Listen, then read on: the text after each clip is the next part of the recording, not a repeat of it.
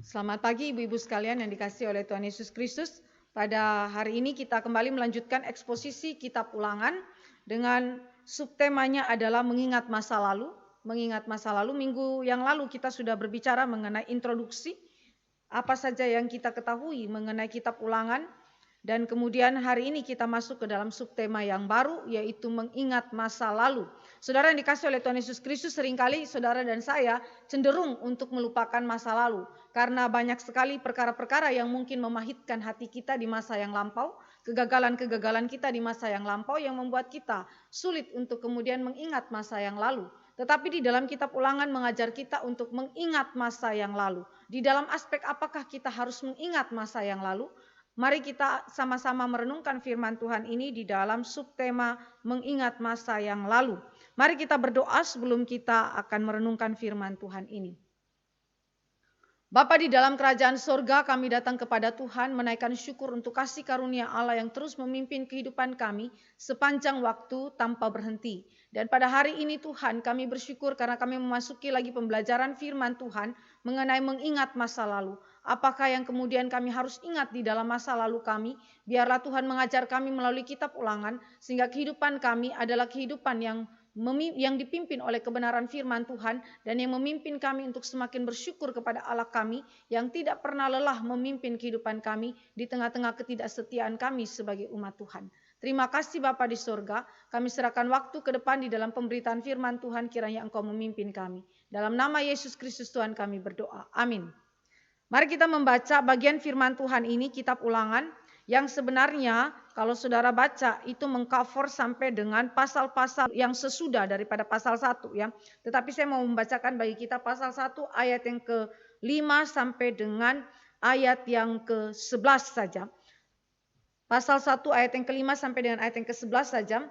Di seberang sungai Yordan di tanah Moab mulailah Musa menguraikan hukum Taurat ini, katanya, Tuhan Allah kita telah berfirman kepada kita di Horeb demikian, telah cukup lama kamu tinggal di gunung ini, majulah, berangkatlah, pergilah ke pegunungan orang Amori dan kepada semua tetangga mereka di Araba Yordan, di pegunungan di daerah bukit, di tanah Negeb dan di tepi pantai laut, yakni negeri orang Kanaan, dan ke gunung Libanon sampai Efrat sungai besar itu.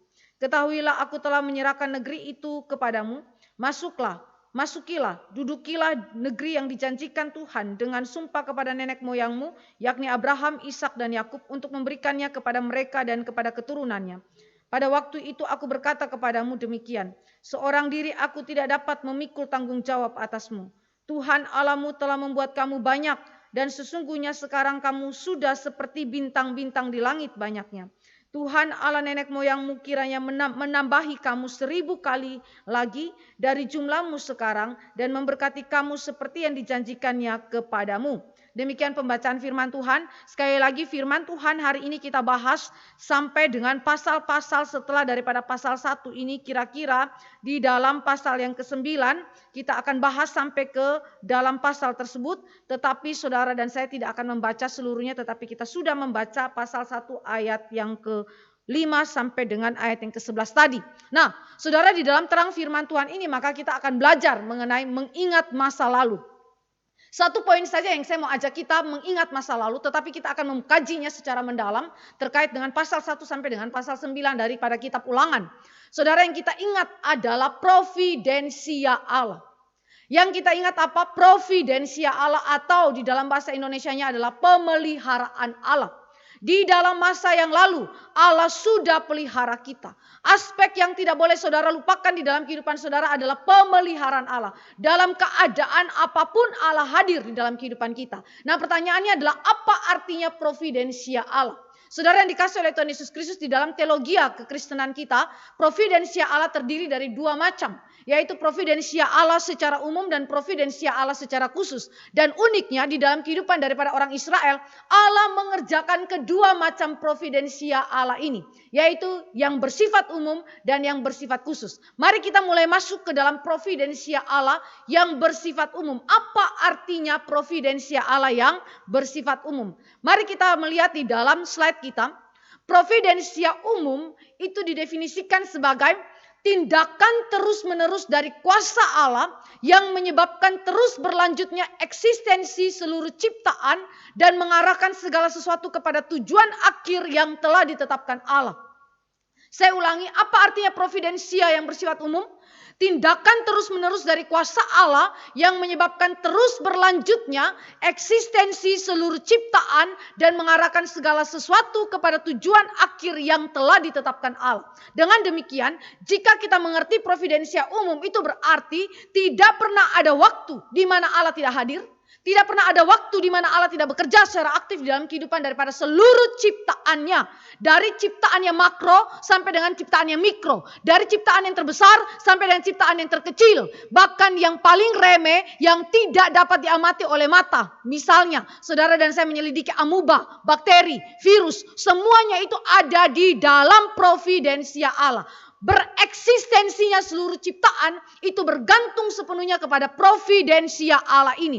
Mari kita belajar di dalam Mazmur misalnya maupun di dalam kitab Ayub bagaimana setiap penulis daripada perjanjian lama sampai dengan perjanjian baru di dalam ayat-ayat referensi yang saya tuliskan menyatakan iman mereka terhadap providensia Allah. Kita baca Mazmur 33. Mazmur 33 ayat yang ke-6 dan ayat yang ke-13.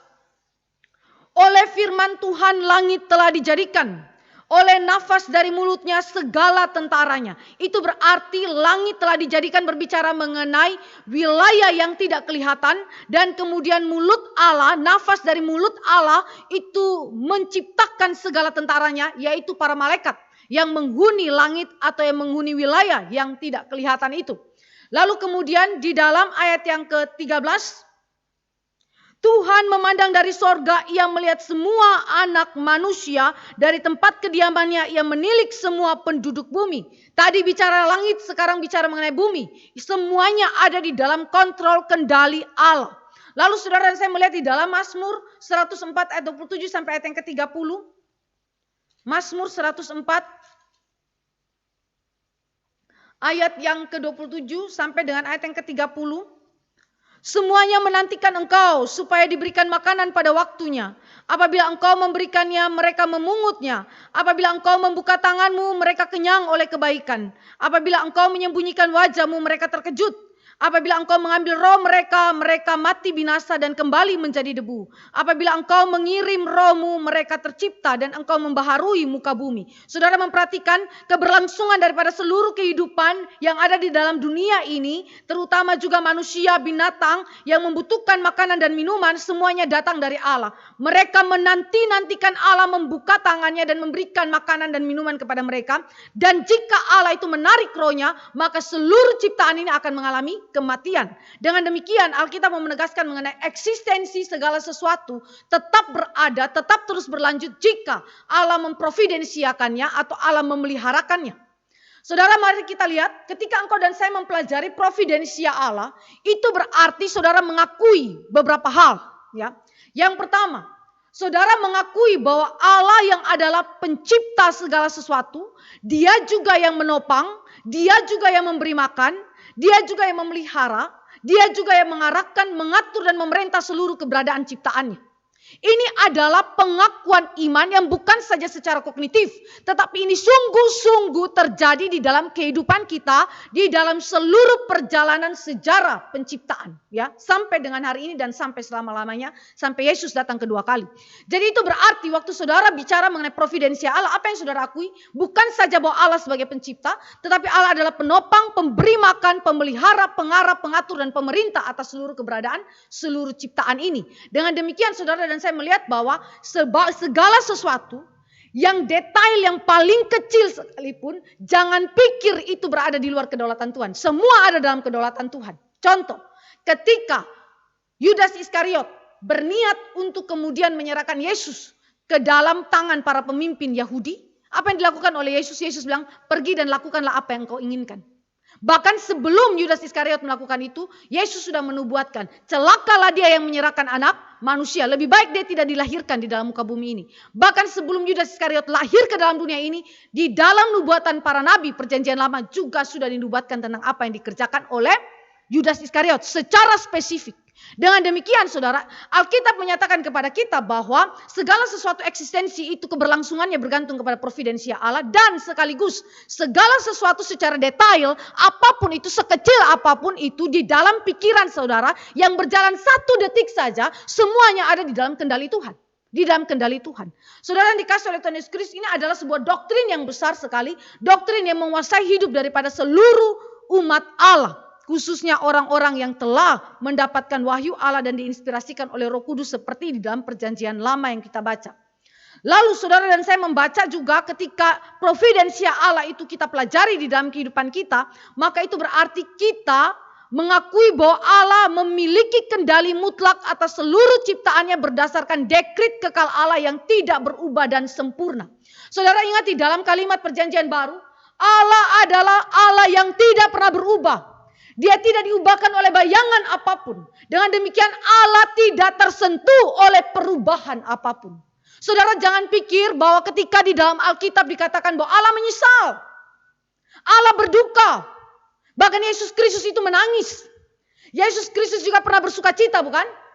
Dan kemudian ada di dalam Mazmur, ada kata-kata puisi yang berkata bahwa tangan Allah itu memimpin Israel. Atau mata Allah memandang kepada Israel. Atau kemudian hal-hal yang lain saudara dan saya menemukan bagaimana setiap penulis Alkitab mengungkapkan mengenai perasaan Allah dan bagaimana dia bekerja di dalam kehidupan daripada ciptaannya. Ketika saudara melihat ini semua, saudara harus ingat bahwa Allah bukan berubah. Ketika Allah itu menunjukkan perasaannya, menunjukkan emosinya, menunjukkan bahwa dia adalah pribadi.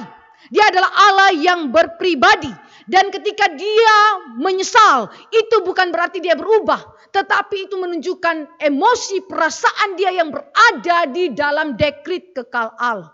Di dalam ketetapan kekal Allah. Hanya, kenapa kita berpikir itu berubah? Karena kitanya tidak dapat memahami Allah di dalam ketidakberubahannya dia. Ya, ketidakberubahannya dia. Manusia yang terbatas yang sulit sekali, yang terbatas ini memahami Allah yang tidak terbatas dan tidak pernah berubah itu, yang sempurna adanya. Nah, apa maksudnya Allah itu mengontrol segala sesuatu di dalam kesempurnaan pekerjaan dia? Ada 3 hal yang Allah itu akan kerjakan. Yang pertama, dia secara mutlak mengendalikan semua ciptaan dan tindakan mereka. Serta semua kejadian-kejadian Allah, kejadian-kejadian yang ada di alam ini. Dari hal yang terkecil sampai yang terbesar yang tadi saya sebutkan. Ya. Jadi saudara perhatikan ketika kita belajar mengenai providensia Allah itu berarti menyangkut seluruh tindakan mereka. Tindakan itu bukan saja secara aktual tetapi juga secara potensial. Aktual apa yang terlihat di luar, potensial apa yang tidak terlihat yang ada di dalam pikiran mereka, perasaan dan kehendak mereka. Dari hal yang terkecil sampai hal yang terbesar, benda mati ataupun benda yang hidup, semuanya under kontrolnya Tuhan ya. Lalu yang kedua, ketika Allah itu memegang kendali mutlak, itu berarti dia mengefektifkan pelaksanaan rencana Allah yang sudah ditetapkan sejak kekekalan di dalam perjalanan ciptaan ini sampai kepada akhirnya. Dari titik alfa sampai dengan titik omega. Kalimat daripada Yesus Kristus di dalam Wahyu ya, tulisan daripada penginjil Yohanes ya, dikatakan bahwa aku adalah alfa dan aku adalah omega. Itu berarti Kristus memulai seluruh penciptaan ini karena dia adalah pencipta dan mengakhiri seluruh ciptaan ini pada waktu dia datang kedua kali. Aku adalah alfa dan omega, tetapi dia bukan saja ada di awal dan di akhir, tetapi dia berada di dalam keseluruhan perjalanan daripada sejarah daripada ciptaan ini. Langit dan bumi, alam semesta ini ada di dalam kontrol dia. Saudara perhatikan baik-baik, mengefektifkan pelaksanaan rancangan kekal Allah. Artinya tidak ada satupun yang terjadi di muka bumi ini, ya, baik itu sesuatu yang menyenangkan Allah atau sesuatu yang tidak menyenangkan Allah, dalam hal ini dosa, yang kemudian terjadi di luar daripada ketetapan kekal Allah.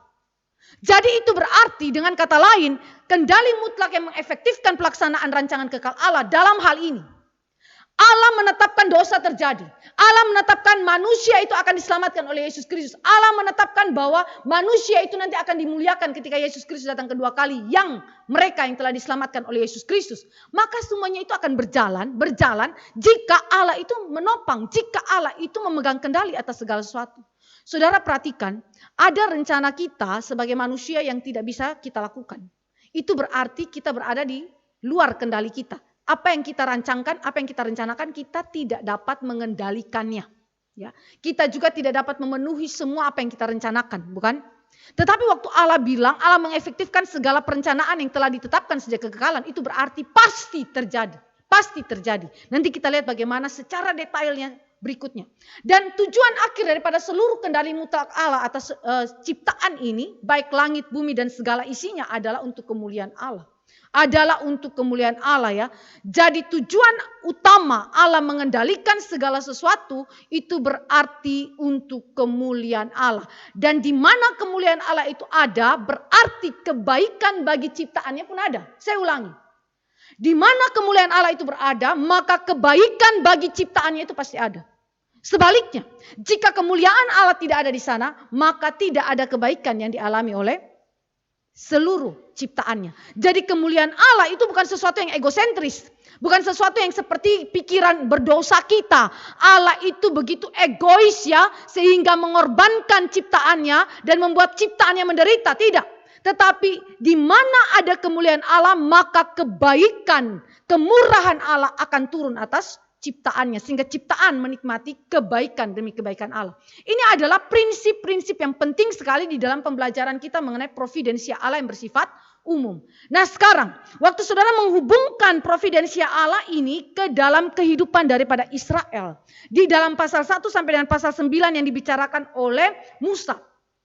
Apa yang diberi judul di situ oleh LAI, Lembaga Alkitab Indonesia, riwayat pengangkatan hakim-hakim, riwayat ke-12 pengintai, riwayat hukuman atas Israel, riwayat kegagalan serangan ke bagian selatan, riwayat, ya. Jadi kalau kita bilang riwayat itu berarti Musa sedang menyodorkan bukti-bukti providensia Allah yang bersifat umum yang dialami oleh Israel di masa yang lalu. Yang harus diingat oleh Israel dan tidak boleh dilupakan. Apa saja providensia Allah yang bersifat umum di masa lalu yang tidak boleh dilupakan oleh Israel. Ada paling tidak 3 aspek yang dicatat dalam pasal 1 sampai dengan pasal 9 mengenai bukti-bukti providensia Allah yang bersifat umum dalam kehidupan Israel. Saya sebutkan sebagai bukti, ini tidak berarti bahwa iman kita dibatasi oleh bukti. Tetapi iman kita adalah iman yang rasional sehingga iman kita kepada providensia Allah terkonfirmasi melalui bukti-bukti yang ada. Ya, kalau iman tanpa bukti itu juga sesuatu yang bermasalah. Ya, sesuatu yang bermasalah. Maka iman kita adalah iman yang juga memiliki bukti tetapi sekaligus melampaui bukti.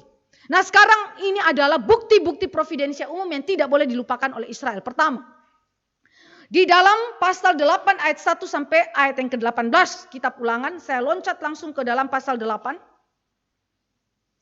Saudara membaca di situ mengenai bukti pertama yaitu karya Allah dalam memimpin Israel melalui tiang awan dan api di dalam pengembaraan selama 40 tahun di padang gurun. Saya tidak akan membahas kembali tiang awan, tiang api karena kita sudah cukup mendalami ini di dalam kitab Bilangan.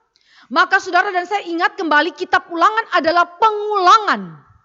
Pembicaraan kembali tentang apa yang telah Allah kerjakan di dalam masa yang lalu. Yaitu kepemimpinan Allah melalui tiang awan, tiang api dalam pengembaraan selama 40 tahun sejak Israel keluar dari tanah Mesir. Saudara yang dikasih oleh Tuhan Yesus Kristus, mari kita lihat ayat yang ke-3a di dalam Ulangan 8. Di situ dikatakan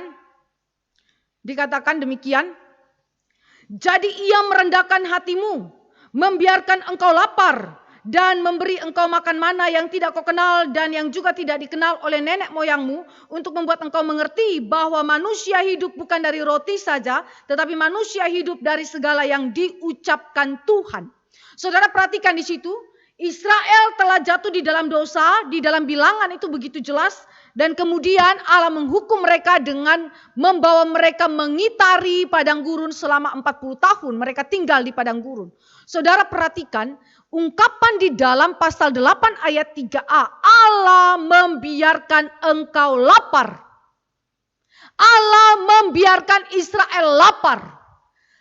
Membiarkan Israel haus di padang gurun karena dosa-dosa mereka. Saudara, ini mengungkapkan mengenai apa? Kedaulatan Allah atas dosa yang dilakukan oleh Israel. Israel ketika keluar daripada Mesir, Israel memang bukan bangsa yang tidak berdosa. Mereka adalah bangsa yang berdosa sama dengan Mesir. Tetapi mereka mendapatkan hak istimewa karena Allah memilih mereka dan menyelamatkan mereka keluar dari Mesir menuju ke tanah Kanaan. Dan ketika selama pengembaraan di padang gurun mereka menunjukkan dosa demi dosa demi dosa. Dan Allah membiarkan mereka di dalam kelaparan, di dalam kehausan, dalam pengembaraan. Saudara memperhatikan kalimat ini? Itu berarti penderitaan yang dialami akibat dosa adalah di dalam kontrol Allah. Di dalam kontrol Allah. Kelaparan, kehausan yang dialami oleh manusia itu bukan hanya sekedar sesuatu yang terjadi karena kita punya istilah itu hukum tabur tuai. Karena kamu pemalas, maka kamu menjadi seorang yang kemudian tidak memiliki makanan dan minuman, ya. Kamu kelaparan dan kemudian kamu itu mengalami kehausan. Tetapi juga di dalam aspek yang lain, saudara, dan saya ingat bahwa di belakang itu semua, kenapa Allah membiarkan itu terjadi? Karena memang Allah memiliki kendali, Allah berkehendak, Allah menetapkan demikian. Jadi saudara, ketika Israel jatuh dalam dosa dan akibatnya adalah penderitaan, ada kelaparan, semuanya under kontrol Tuhan. Begitu juga dengan engkau dan saya. Ketika engkau dan saya jatuh di dalam dosa dan kemudian kita memetik buah daripada dosa kita itu melalui penderitaan demi penderitaan. Entah itu sakit penyakit, entah itu kegagalan di dalam ekonomi, entah itu kegagalan di dalam bidang studi, entah itu kegagalan dalam rumah tangga kita, entah itu kegagalan di dalam membina anak-anak kita. Itu adalah wujud daripada misalnya akibat daripada dosa-dosa kita, pelanggaran-pelanggaran yang kita lakukan kepada Allah. Dan saudara ingat, itu semua adalah di dalam kendali Tuhan. Allah yang merancangkan itu bagi saudara. Allah yang kemudian menetapkan itu bagi saudara untuk saudara alami di dalam kehidupan perjalanan hari-hari hidup saudara di dalam muka bumi ini. Sama seperti Israel demikian. Kenapa itu disebutkan? Disebutkan. Bahkan ada riwayat-riwayat yang lain yang saudara dan saya bisa lihat di dalam pasal yang ke-9 dan pasal yang sebelum pasal 8 dan 9. Dicatat dengan begitu detail oleh Musa. Kedua, saudara saya lihat di dalam pasal 8, kendali mutlak Allah itu di dalam ayat yang kedua memastikan rencana Dia atas Israel terjadi, ya. Di dalam 8 ayat 2 di situ disebutkan, ingatlah kepada seluruh perjalanan. Saudara perhatikan kata ingatlah. Ingatlah, ingatlah. Jadi itu sesuatu yang sudah terjadi di masa lampau, ya. Di masa lampau 40 tahun silam. Saudara lihat, seluruh perjalanan yang kau lakukan atas kehendak Tuhan Allahmu di padang gurun selama 40 tahun ini dengan maksud merendahkan hatimu dan mencobai engkau untuk mengetahui apa yang ada di dalam hatimu, yakni apakah engkau berpegang pada perintahnya atau tidak. Saudara perhatikan di situ, perjalanan 40 tahun bukan sekedar karena akibat dosa Israel. Tetapi perjalanan 40 tahun adalah bagian daripada rancangan kekal Allah bagi Israel. Dosa itu betul adalah sesuatu yang mengakibatkan penderitaan dan pengembaraan 40 tahun. Betul. Tetapi saudara dan saya lihat di balik itu semua ada sesuatu yang lebih besar lagi, yaitu rancangan kekal Allah bagi umat Allah. Allah memang merancangkan Israel jatuh dalam dosa, merancangkan Israel untuk menderita. Wah, sampai di titik ini saudara akan berpikir, Allah kita Allah yang jahatkah? Allah kita Allah yang kejamkah? Saudara ingat kenapa saya mendahului dengan konsep pikir mengenai providensia.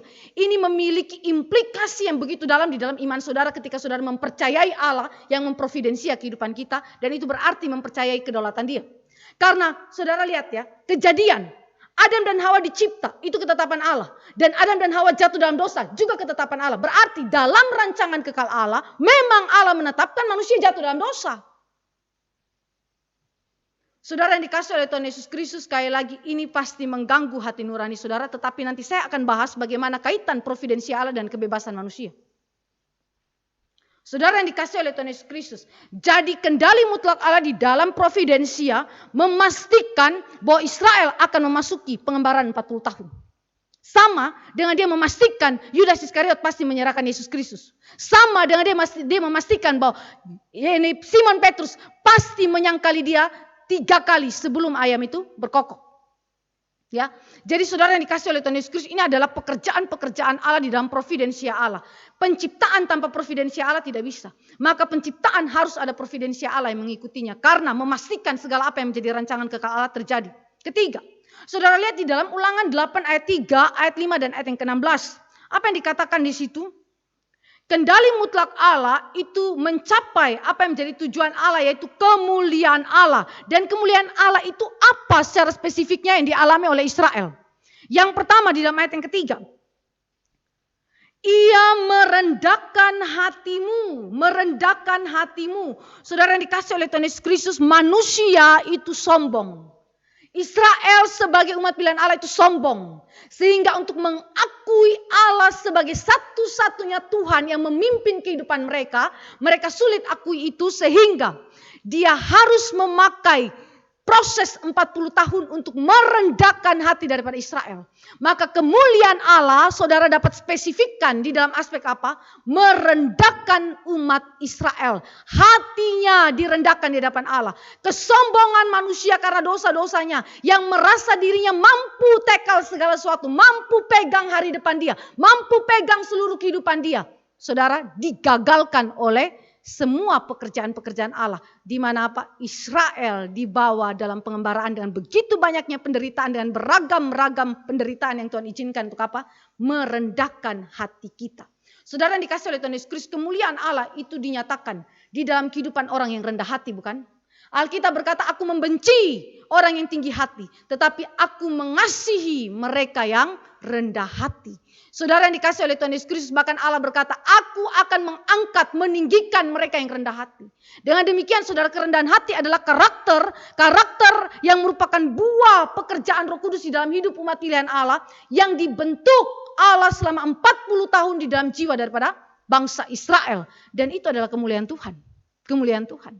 Saudara, unik ya, Allah memegang kendali atas dosa dan akibat dosa, yaitu penderitaan yang ditimbulkannya. Dan Allah memastikan saudara mengalami apa yang menjadi rancangan kekalnya dalam kehidupan saudara. Dan tujuan akhirnya bukan menghancurkan umat Allah, bukan membawa umat Allah itu kemudian hidup di dalam keadaan yang tidak mengenal Allah, tetapi justru membawa umat Allah semakin kenal Dia di dalam kerendahan hati yang dikehendaki oleh Tuhan. Lalu ayat yang kelima. Maka haruslah engkau insaf bahwa Tuhan Allahmu mengajari engkau seperti seorang mengajari anaknya. Saudara perhatikan, seperti seseorang mengajari anaknya. Kalimat ini juga dipakai dalam surat Ibrani ketika dia menggambarkan relasi antara Allah dan umatnya. Kemuliaan Allah secara spesifik dinyatakan di dalam aspek yang kedua, mengenai relasi Allah dan Israel sebagai bapa dan anak. Bapa dan anak, insaflah engkau. Kenapa? Karena Allahmu itu mengajari engkau seperti seorang mengajari anaknya.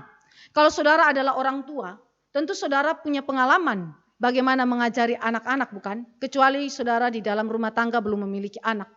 Tetapi mungkin saja saudara memiliki anak didik di tempat yang lain sebagai guru sekolah minggu dan lain-lain. Tetapi saudara perhatikan, di dalam mengajari anak itu tidak mudah. Anak umur 0 tahun saja sudah punya pemberontakan. Jenis pemberontakan kepada orang tua. Terus kemudian dia bergerak maju ke dalam usia yang sudah bisa makan. Makanan yang lembut. Itu pun dia marah-marah sama kita orang tua, bukan? Padahal ini anak usia yang belum diajarkan hal-hal yang jahat. Tetapi dia sudah tahu memberontak kepada orang tua. Tidak mau makan. Ya. Begitu dia sudah lebih besar lagi, umur 3-4 tahun, dia sudah bisa mengungkapkan ketidaksukaannya di dalam kata-kata. Langsung dia bilang tidak mau. Tidak mau. Disuruh apapun tidak mau. Begitu ya. Saudara yang dikasih oleh Tuhan Yesus, bayangkan orang tua kalau berhadapan dengan anak dalam usia, perkembangan usia yang demikian, misalnya 0-5 tahun saja, tidak usah usia remaja dan pemuda. Saudara dan saya memperhatikan bahwa sudah ada banyak pemberontakan. Dan bagaimana kita sebagai orang tua, sebagai ayah dan ibu mendidik, mengajari anak-anak kita. Apakah saudara tidak memakai rotan? Apakah saudara tidak memakai nasihat yang berulang-ulang dibicarakan kepada anak-anakmu? Apakah saudara tidak memakai teriakan misalnya? Atau saudara tidak memakai doa saudara, kelembutan saudara, kesabaran saudara untuk mendidik anak-anak saudara? Tentu semuanya itu akan saudara pakai, bukan? Menjadi satu kesatuan di dalam pendidikan kepada anak-anak saudara. Demikian juga Tuhan. Demikian juga Tuhan. Kemuliaan Allah secara spesifik bukan terlihat saja di dalam kerendahan hati saudara dan saya dan juga umat Israel yang dibentuk di dalam sekolah iman. Tetapi juga yang kedua adalah dia mengajar saudara untuk saudara sadar dia adalah Bapa kita. Dia adalah Bapa kita. Orang Kristen itu mengakui Allah sebagai Bapa itu seringkali lip service. Dia sama sekali tidak mengalami apa yang disebut dengan relasi anak dan Bapa. Apalagi kalau dia punya masalah di dalam rumah tangga, punya relasi yang kurang bagus terhadap orang tua. Atau ini adalah anak buangan, ya, anak hasil perceraian misalnya yang tidak melihat figur ayah dan ibu yang baik, ya, yang jatuh dalam dosa saja kita bisa masih lihat ada kebaikannya. Apalagi Allah yang sempurna dan tidak berubah itu. Saudara, ini adalah maksud Tuhan, kemuliaan Tuhan yang secara spesifik Allah ingin untuk kita itu mengerti. Mengajar umat Allah rendah hati, mengajar umat Allah sadar bahwa ada hubungan yang spesifik yang begitu istimewa antara kita dan Allah, yaitu Bapa dan Anak. Yang ketiga, saudara, saya lihat di dalam ayat yang ke-16. Dan yang di padang gurun memberi engkau makan mana yang tidak dikenal oleh nenek moyangmu, supaya direndahkannya hatimu dan dicobainya engkau hanya untuk berbuat baik kepadamu. Akhirnya dicobainya engkau untuk apa? Mengetahui keadaan hatimu taat atau tidak. Maka poin yang ketiga adalah apa? Membawa umat Allah untuk taat kepada Allah. Yang pertama, rendahkan hati melalui pengembaraan dengan beragam kesulitan yang Allah berikan. Yang kedua adalah untuk menyatakan relasi Bapa dan Anak, menyadarkan umat Allah akan hal itu dan menanamkan itu dalam jiwa mereka. Dan yang ketiga adalah membawa mereka untuk taat kepada Allah. Di dalam ketiga aspek ini yang dibicarakan di dalam kitab Ulangan, mengungkapkan kemuliaan Allah. Jadi kemuliaan Allah itu apa? Allah disenangkan melalui apa? Kerendahan hati saudara. Allah disenangkan melalui apa? Relasi saudara dengan Allah sebagai Bapa dan Anak. Allah dimuliakan dengan cara apa? Ketika engkau dan saya taat kepada Allah di dalam iman yang sejati. Ini adalah pekerjaan-pekerjaan Allah di dalam kehidupan kita, sehingga kita dapat katakan bahwa providensia umum adalah tindakan Allah memimpin Israel untuk membawa kemuliaan Allah dinyatakan di dalam kehidupan Israel. Jadi saudara, ini adalah sesuatu yang diberikan Allah kepada umat pilihan Allah dan juga kepada engkau dan saya yang hidup pada zaman sekarang. Yang kedua, providensia umum yang Israel itu alami adalah Allah menopang dan memelihara hidup Israel sejak dari Eksodus sampai melewati pengambaran 40 tahun di padang gurun. Allah menopang dan memelihara. Tadi dia pimpin, ikuti arahan, ikuti instruksi, ikuti didikan daripada Allah. Dan sekarang dia topang, dia pelihara. Mari saya baca bagi saudara Ulangan 1 ayat yang ke-31. Ulangan 1 ayat yang ke-31, demikian firman Tuhan. Dan di padang gurun di mana engkau melihat bahwa Tuhan Allahmu mendukung engkau seperti seseorang mendukung anaknya sepanjang jalan yang kamu tempuh sampai kamu tiba di tempat ini. Kalimat yang sangat indah. Tuhan Allahmu mendukung engkau adalah penggambaran daripada penopangan dan pemeliharaan Allah atas eksistensi kehidupan daripada Israel. Sepanjang mereka keluar dari Eksodus sampai dengan memasuki tanah Kanaan. Tetapi sesungguhnya dia sudah melakukan ini kepada semua ciptaan yang lain, di mana dia topang. Tetapi secara spesifik kepada Israel, dia katakan Allah mendukung engkau. Allah mendukung engkau. Saudara tahu mendukung itu apa? Ini adalah gambaran seorang bapak yang mendukung, yang memikul anaknya. Dia angkat anaknya yang masih kecil, yang terlalu lemah untuk berjalan. Jadi dia melatih anak ini berjalan. Ya, saudara, mari kita baca Hosea 11 ayat 1 dan 3. Bagaimana gambaran ini diungkapkan dengan begitu indah oleh Hosea dalam relasi antara Allah dan Israel. Hosea pasal yang ke-11 ayat 1 dan ayat yang ke-3. Demikian firman Tuhan.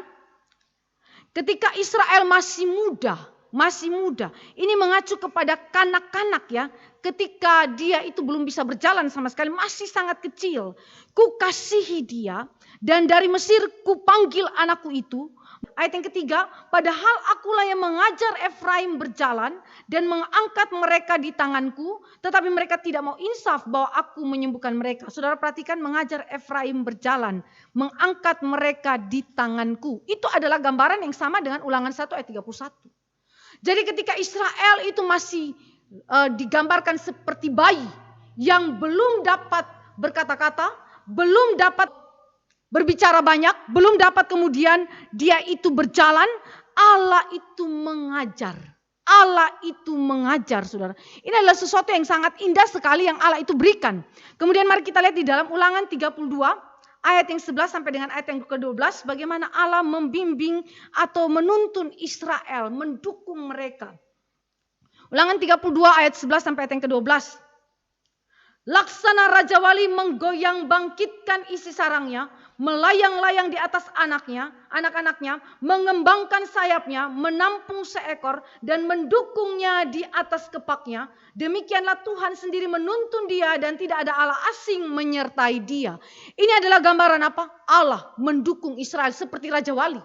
Dia taruh anaknya di atas kepakan sayapnya, lalu dia bawa mengitari bukit demi bukit yang terjal, melewati jurang-jurang yang begitu membahayakan. Tetapi Raja Wali itu tetap menaruh anaknya di atas kepakan sayapnya sedemikian sehingga anaknya itu tidak akan jatuh. Anaknya itu tidak akan jatuh. Kalaupun anak itu dilatih terbang, burung Raja Wali itu, induknya itu akan menjaga sedemikian sehingga ketika anaknya sudah tidak bisa lagi mengepakkan sayapnya, dia segera dengan daya terbang yang begitu cepat langsung datang dan mengambil anaknya, taruh lagi di kepakan sayapnya, latih lagi anaknya. Saudara yang dikasih oleh Tuhan Yesus Kristus, begitulah Allah bekerja. Membimbing, menuntun, menopang, memelihara Israel. Dia membawa umat Allah itu dengan kehati-hatian sebagai seorang ayah, seorang bapa yang mengasihi anaknya. Demikianlah dia mengajari umat Allah. Saudara, mari kita lihat ada 3 hal di dalam catatan daripada kitab Ulangan bagaimana dia mendukung umat Allah di tengah-tengah pengembaraan padang gurun. Ulangan 8 ayat 3, 15b dan juga 16. Juga beberapa ayat yang selanjutnya, saudara, saya melihat bahwa Allah menyediakan makanan dan minuman bagi Israel. Dia menyediakan makanan melalui roti mana, menyediakan makanan melalui burung puyuh, menyediakan minuman melalui gunung batu atau bukit batu itu yang kemudian mengeluarkan air daripadanya dan diberikan berlimpah-limpah kepada Israel, atau melalui oase, mata air yang ada di padang gurun untuk kemudian memelihara kehidupan daripada Israel. Saudara memperhatikan kehidupan yang sangat ekstrim di padang gurun. Saya tidak akan bahas lagi mengenai kehidupan di padang gurun, tetapi saya mau mengingatkan saudara, di tengah-tengah keadaan yang paling sukar sekalipun, Allah hadir dan memberikan makanan dan minuman bahkan dengan cara yang supra ordinary ataupun secara ordinary. Supra ordinary secara ajaib melalui mujizat, tetapi juga secara ordinary melalui kehidupan atau hukum-hukum alam yang berlangsung seperti burung puyuh yang dikirimnya melalui angin yang bertiup mengarah kepada perkemahan daripada orang Israel. Saudara perhatikan siapa perintah angin, siapa perintah burung puyuh. Sedemikian sehingga dia segera datang untuk mengisi kebutuhan daripada Israel. Ini yang disebut dengan providensia Allah yang umum. Dia perintah segala sesuatu. Bahkan saudara dan saya memperhatikan waktu Exodus itu terjadi, peristiwa Exodus itu terjadi, ketika di dalam kitab Keluaran itu dicatat, saudara, bagaimana orang-orang Mesir datang bersama dengan pasukan berkudanya, itu datang mengejar Israel. Lalu Allah melepaskan mereka daripada kejaran itu, padahal di sebelah kiri, kanan itu gunung, di belakang itu adalah tentara Firaun, di depan adalah laut. Mereka tidak punya jalan keluar kecuali jalan keluar dari atas, yaitu Allah yang kemudian turun tangan dan membelah laut Teberau itu menjadi tembok-tembok di sekeliling mereka, tembok-tembok. Saudara, siapa yang perintah air menjadi tembok? Ada yang berkata bahwa ini karena memang kejadian alamiah, kejadian natural. Memang pada waktu itu terjadi angin yang kencang sekali. Tapi persoalannya bagaimana mungkin angin yang kencang membentuk tembok di kiri kanan dan kemudian menghasilkan daratan di tengah-tengahnya. Kalau itu adalah kejadian natural, oke, ada angin yang Tuhan pakai, betul ada angin. Tetapi angin mana yang membuat air laut itu menjadi tembok di kiri dan kanan daripada orang Israel dan menghadirkan daratan untuk Israel itu lewati? Di titik ini para ilmuwan, orang-orang yang ateis, ya, para ilmuwan yang ateis itu tidak bisa menjawab. Bagaimana mungkin angin menyuruh laut untuk membentuk tembok dan kemudian menghadirkan daratan untuk Israel lewat? Dan pada waktunya itu kemudian tutup kembali air itu. Daratan yang tadi ada itu ditutup kembali dengan air lautan. Siapa yang perintah angin? Siapa yang perintah lautan? Allah, bukan? Dengan demikian saudara dan saya melihat bagaimana keagungan Tuhan memimpin daripada umat Israel. Memimpin umat Israel melewati sesuatu yang begitu amat sulit. Tetapi Tuhan menyediakan bagi mereka. Tuhan menyediakan bagi mereka. Mungkin saudara hari ini yang mengalami pandemi, saudara mungkin melihat bahwa tidak ada jalan keluar untuk bisnis saudara. Mungkin saudara mengalami kebangkrutan. Karena omset yang biasanya itu saudara dapatkan itu tidak lagi seperti yang saudara dapatkan. Malah semakin menurun misalnya. Atau mungkin benar-benar saudara kehilangan properti saudara. Atau kehilangan kesehatan saudara. Bahkan hampir kehilangan nyawa saudara karena pandemi ini. Segala macam kejadian itu bisa terjadi. Tetapi saudara perhatikan, Allah menyediakan makanan dan minuman. Allah menyediakan apa yang paling terpenting dalam kehidupan saudara. Yang menjadi pokok bagi saudara. Kebutuhan pokok bagi saudara. Alkitab berkata semiskin-miskinnya umat Tuhan. Allah sediakan roti bagi dia. Allah sediakan roti bagi dia. Saudara ingat, Allah menyediakan roti bagi umat Allah. Maka itu berarti jangan pikir pandemi tidak memungkinkan bagi saudara untuk saudara memiliki makanan dan minuman.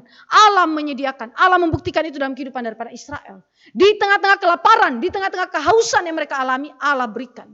Pertanyaannya saudara percaya tidak kepada dia? Belajar providensia Allah itu bukan cuma isi otak. Tapi belajar providensia Allah itu berarti mengimani apa yang saudara ketahui. Tentang pribadi Allah yang memimpin, menopang, memelihara hidup saudara. Ulangan 8 ayat 4. Berbicara mengenai aspek yang lain. Kalau tadi adalah makanan pokok, ya. Ini adalah penyediaan daripada Tuhan. Sekarang pakaian. Ulangan 8 ayat 4 dikatakan apa di situ? Pakaian Israel tidak menjadi buruk pada tubuhmu dan kaki Israel tidak menjadi bengkak dalam perjalanan 40 tahun. Saudara, ini adalah pemeliharaan Allah yang bersifat fisik, bukan?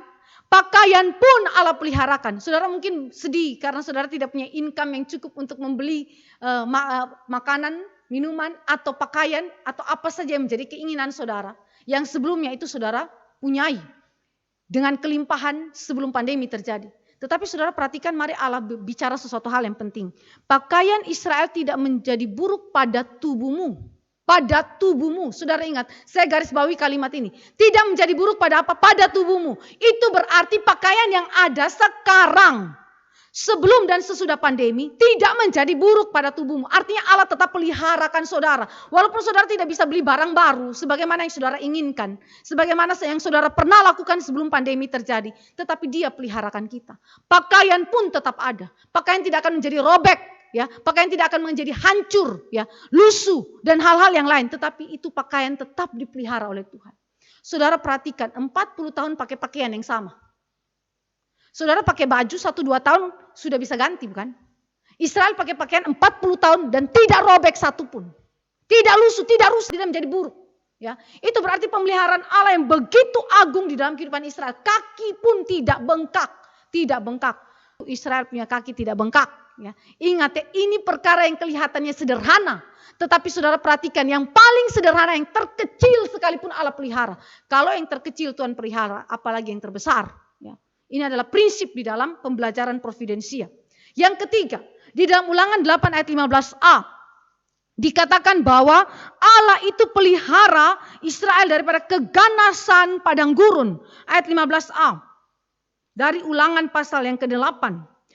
Dan yang memimpin engkau melalui padang gurun yang besar dan dahsyat itu dengan ular-ular yang ganas serta kalajengkingnya dan tanahnya yang gersang yang tidak ada air. Saudara perhatikan, di situ ada kalajengking, ada ular. Saya sudah bahas ini di dalam Ular Teduh sebelumnya. Saudara perhatikan baik-baik, Allah bukan saja pelihara tubuh, tapi Allah pelihara jiwa. Supaya engkau tetap hidup, Allah peliharakan. Perhatikan, tetap hidup berarti keberlangsungan hidup daripada Israel. Ya, keberlangsungan hidup. Tubuh dan jiwa dipelihara dari keganasan, kejahatan yang ada di padang gurun. Siapa di sini yang pernah mencatat di dalam Alkitab bahwa Israel dijarah selama di padang gurun? Bukankah juga ada bangsa-bangsa nomaden yang datang untuk menjarah Israel, yang berperang kepada Israel? Adakah barang-barang Israel yang dijarah? Adakah perkemahan Israel yang dirampok orang? Atau kemudian pembunuhan yang terjadi di dalam perkemahan Israel? Jawabnya tidak. Jika ada Israel yang terbunuh di dalam peperangan, itu karena mereka berdosa. Tetapi kalau mereka taat kepada Allah, adakah catatan yang mengatakan bahwa Israel terbunuh kalau mereka taat kepada Allah? Jawabnya tidak. Satu pasukan pun tidak akan mati. Berhadapan dengan jumlah pasukan lain yang begitu luar biasa, tetapi Israel tidak mati. Saudara perhatikan, luar biasa pekerjaan daripada Allah menjaga, memelihara Israel. Tubuh dan jiwa Israel terjaga, terpelihara, terjamin, dapat berlangsung terus-menerus. Karena apa? Karena Allah menopang, Allah pelihara. Ketiga, kita lihat providensia umum daripada Allah. Itu di dalam Ulangan 1 ayat 29 sampai ayat yang ke-30 dan Keluaran 14 ayat 14 terkait dengan karya Allah yang memberi kemenangan atas musuh-musuh Israel yang tadi sudah sempat saya sebutkan sebelumnya. Mulai dari peristiwa Eksodus. Kenapa saya sebutkan Eksodus? Ini bukan berarti bahwa umat pilihan Allah itu cuma bangsa Israel ya saudara. Sebelum bangsa Israel terbentuk sebagai suatu bangsa, sudah ada umat pilihan lainnya. Mulai dari Adam dan Hawa yang jatuh dalam dosa dan Allah tebus. Dan keturunan dari garis Set. Yang kemudian ada orang-orang dari generasi Set yang dipilih Allah dan diselamatkan. Tetapi saudara, kenapa saya mulai dari Eksodus? Karena Eksodus berbicara mengenai suatu bangsa yang diselamatkan Allah karena Allah pilih mereka sebagai umatnya. Yaitu Israel. Nah, tadi saudara dan saya melihat bagaimana kekalahan orang Mesir dan para dewanya mulai dari 10 tula di Mesir.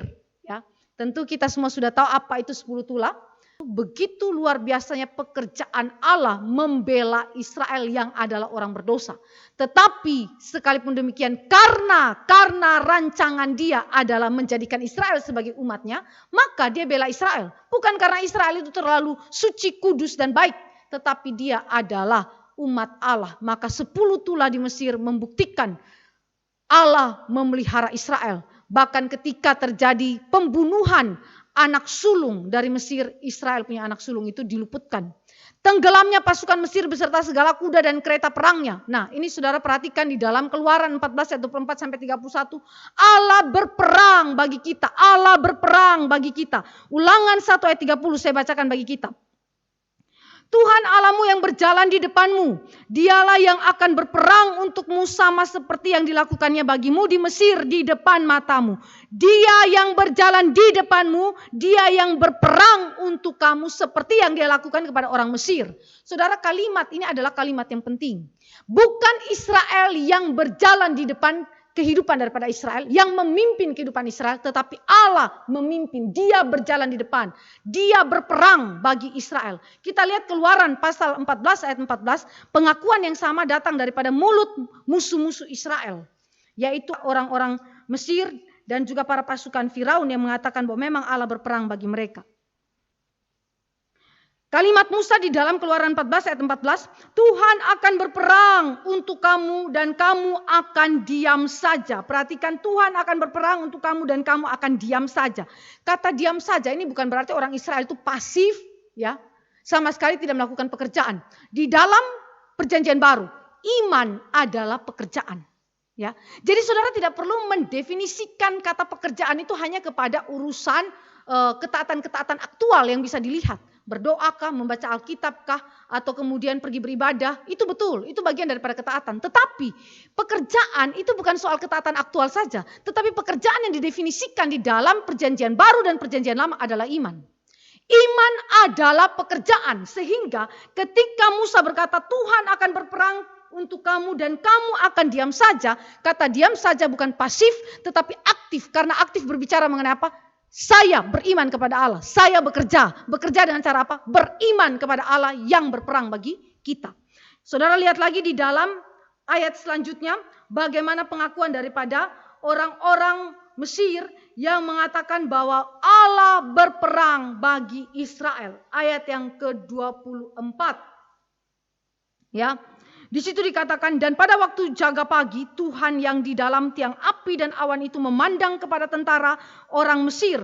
Lalu dikacaukannya tentara orang Mesir itu. Ia membuat roda keretanya berjalan miring dan maju dengan berat. Sehingga orang Mesir berkata, marilah kita lari meninggalkan orang Israel. Sebab Tuhanlah yang berperang untuk mereka melawan Mesir. Para musuh Israel pun tahu bahwa Allah yang sedang berperang bagi Israel. Jadi Israel begitu kecil. Ya, Israel tidak memiliki kemampuan berperang, tetapi mereka di dalam iman kepada Allah, mereka percaya Allah berperang bagi Israel dan Allah memenangkan peperangan itu. Jadi bukan Israel tetapi Allah memenangkannya. Saudara perhatikan, ini adalah hal yang Allah terapkan bagi Israel Perjanjian Lama dan juga di dalam kehidupan Israel Perjanjian Baru, yaitu gereja.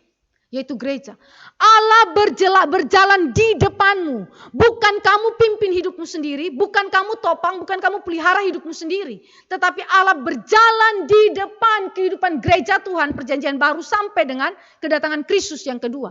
Dia berjalan di depan dan dia berperang bagi kita. Saudara bisa menerjemahkan Allah berperang bagi kita itu dalam beragam aspek kehidupan. Tidak selalu harus dengan apa yang dialami di dalam konteks kehidupan Israel. Bukan berhadapan dengan musuh Israel, Firaun dan seterusnya. Tetapi saudara bisa menerjemahkan musuh-musuh orang Kristen adalah diri yang berdosa. Musuh-musuh orang Kristen adalah dunia yang menentang Allah. Musuh-musuh orang Kristen adalah orang-orang kafir yang menentang Allah. Dan worldview dunia ini, pandangan dunia ini yang membawa engkau menyimpang daripada Allah dan kebenarannya. Saudara, dan saya katakan bahwa Allah berjalan di depan kita. Allah memimpin kita dan dia berperang untuk memenangkan peperangan itu. Saudara, ini adalah sesuatu jaminan yang begitu penting. Karena keberlangsungan kehidupan daripada Israel untuk terus dia berada di dalam dunia ini, itu semua karena Allah yang menopangnya. Nah, sekarang saudara lihat itu Exodus, lalu masuk di dalam pengembaraan menuju Kanaan. Ulangan pasal 1 ayat 31, ulangan 2 ayat 31 sampai 36 berbicara cukup banyak mengenai peperangan. Bangsa-bangsa yang tidak boleh diperangi, Edom, Moab, Amon. Ini adalah sudah pernah saya bahas, saudara bisa lihat itu di dalam pembahasan mengenai peperangan Israel, di dalam pembahasan padang gurun, pengembaraan padang gurun. Lalu bangsa-bangsa yang boleh diperangi itu ada dua, Amori dengan Sihon sebagai rajanya, Basan dengan Og sebagai rajanya. Ini adalah bangsa-bangsa yang berada di sebelah timur Yordan. Di sebelah timur Yordan. Saudara perhatikan, dua bangsa ini kemudian Allah sendiri yang berjalan di depan Israel dan mengalahkan mereka. Mari kita lihat di dalam pencatatan dari ulangan 2 dan ulangan 3. Di situ dikatakan bahwa Allah menyerahkan bangsa itu. Sebelum Israel berperang, Allah sudah bicara kepada Musa. Aku akan menyerahkan bangsa itu dan rajanya segenap negeri itu ke dalam tangan Israel. Allah juga menyerahkan Basan, Amori, raja dan tanahnya kepada Israel. Sehingga di dalam ulangan 3 ayat 12 sampai 13 ada pembagian tanah di sebelah timur sungai Yordan kepada 2,5 suku, yaitu Ruben, Gad dan setengah Manasye. Ya saudara, ini ada di bawah kepemimpinan siapa? Kepemimpinan Yosua atau Musa? Ini masih ada di bawah kepemimpinan daripada Musa ya saudara. Musa belum mati pada waktu itu. Saudara bayangkan, Musa bicara ini semua dengan bukti-bukti nyata kepada orang Israel. Kalau mereka bisa sampai kepada wilayah di sebelah timur dari sungai Yordan dan membagi tanah kepada Ruben, Gad dan setengah Manasye, itu bukti. Bukti awal bahwa Allah menggenapi janji kepada para patriark Abraham, Ishak dan Yakub yang tadi kita bacakan di dalam pasal 1 daripada kitab Ulangan. Allah berjanji dan memerintahkan mereka memasuki dan menduduki tanah itu dan mereka sudah mendapatkannya. Saudara yang dikasih oleh Tuhan Yesus Kristus, Tuhan memimpin Israel. Ini adalah providensia yang umum dalam 3 hal, bukan? Apa saja yang tadi sudah kita lihat di dalam providensia Allah yang umum? Allah memimpin Israel melalui tiang awan, tiang api. Allah menopang dan memelihara hidup Israel sepanjang perjalanan. Mulai dari Exodus sampai kepada pengembaraan 40 tahun. Dan Allah memberi kemenangan atas Israel di dalam peperangan melawan musuh-musuh Israel. Ini adalah 3 bentuk providensia umum yang Allah berikan kepada Israel. Saudara yang dikasih oleh Tuhan Yesus Kristus, Allah memberikan kepada Israel apa yang menjadi kebutuhan hidup mereka dan membuktikan Dia adalah Allah yang berdaulat, mengontrol segala sesuatu, mengarahkan segala sesuatu kepada apa yang menjadi tujuan kekalnya untuk kemuliaan Dia. Providensia umum. Dengan demikian, kesimpulan kita adalah ketika kita belajar di dalam seluruh riwayat pasal 1 sampai dengan pasal 9 yang diungkapkan oleh Musa, tentang providensia umum yang Allah berikan kepada Israel, kita punya kesimpulan.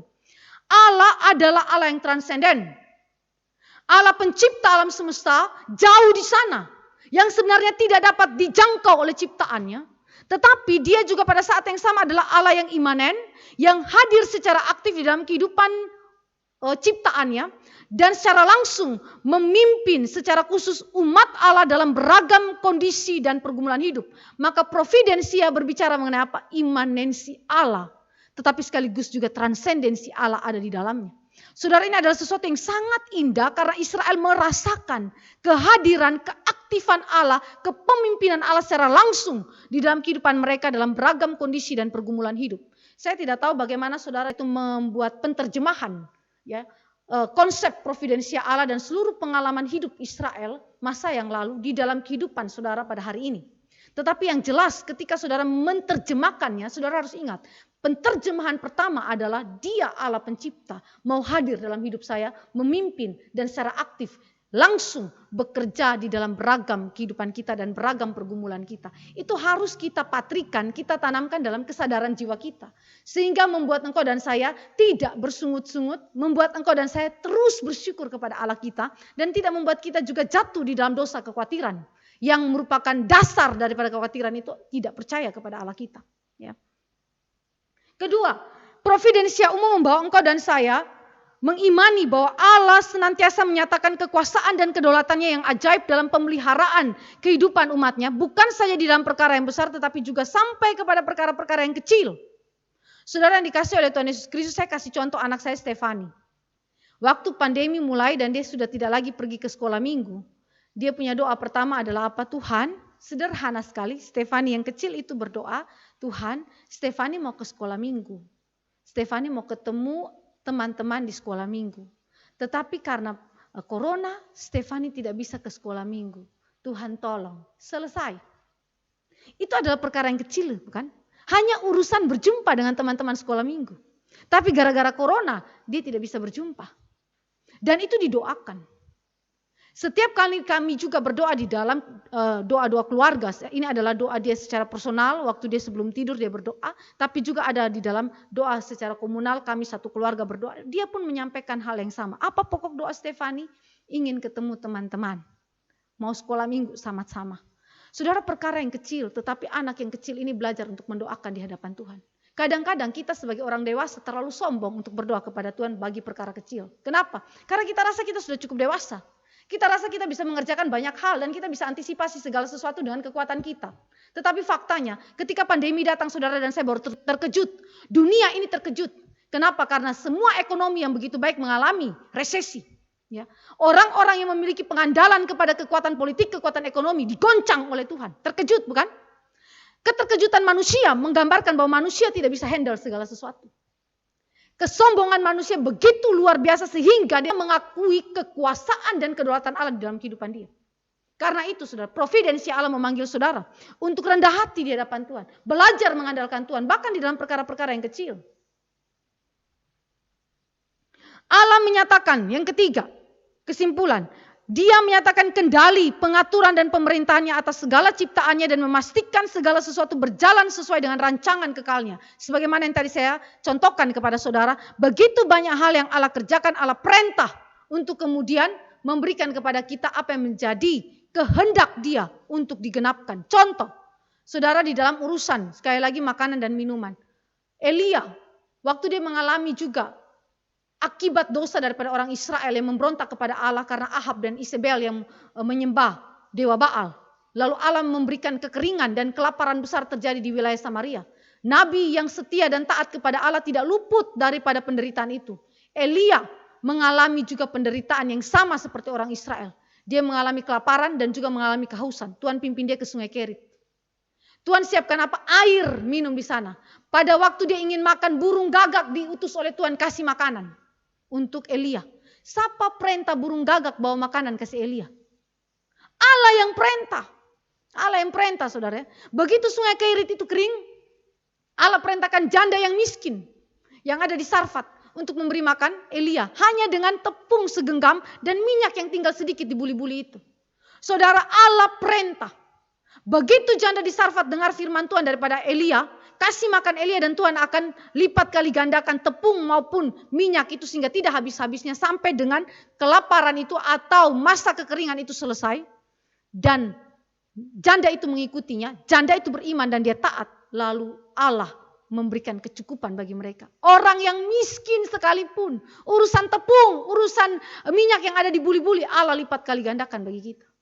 Saudara yang dikasih oleh Tuhan Yesus Kristus, itu sama dengan contoh yang saya seringkali angkat kepada anak sekolah minggu. Waktu Yesus perintahkan para murid memberi makan 5.000 orang, dia suruh perintahkan apa? Kasih makan orang-orang dengan 5 roti dan 2 ikan. Waktu Yesus menengadah ke langit dan berdoa ucap syukur, itu roti masih tetap 5 roti dan 2 ikan.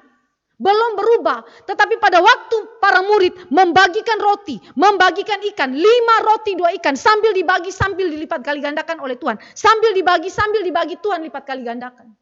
Pemeliharaan Allah. Jadi saudara jangan pikir Allah tidak bisa atur segala sesuatu. Allah tidak bisa perintah segala sesuatu untuk mengikuti apa yang menjadi rancangan kekal dia bagi saudara. pertanyaan yang paling esensial bagi saudara. Percayakah saudara kepada providensial?